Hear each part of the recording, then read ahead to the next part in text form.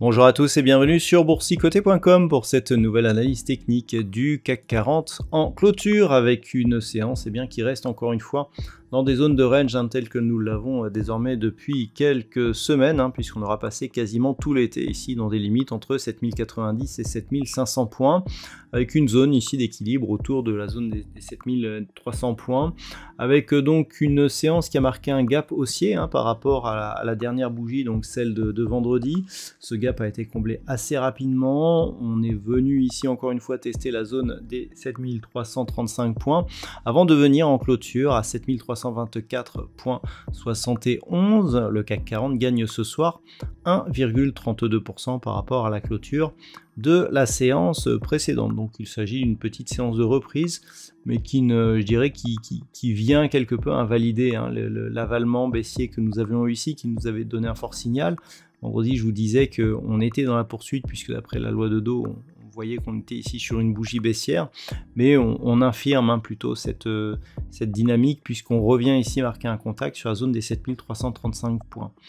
Au niveau de l'indicateur MACD, donc nous avons toujours une dynamique qui est haussière, avec des histogrammes ici qui sont bleus, qui s'apprêtent à passer dans la zone supérieure de leur zone d'évolution. Alors, c'est la rentrée concernant ce MACD, je rappelle qu'il a un réglage tout à fait particulier qui est personnalisé au CAC 40.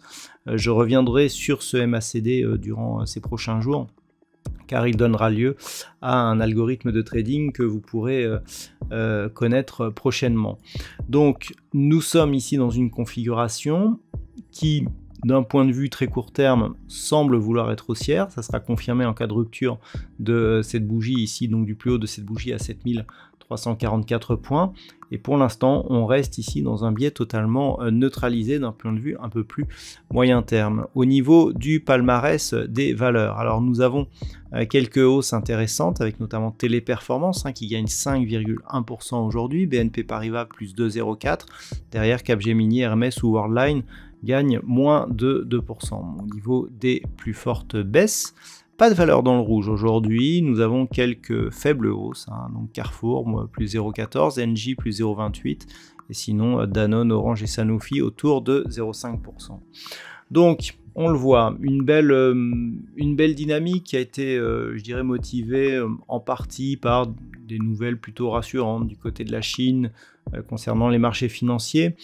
Bon, il n'y a pas énormément de conviction, les volumes sont encore très faibles sur cette séance, largement sous la moyenne, on n'a même pas 2 milliards d'échangés aujourd'hui, donc clairement pas de conviction, pas de gros signal technique sur cette configuration, et donc des cours qui pour l'instant sont dans la continuité ici de cette phase qui s'est totalement neutralisée.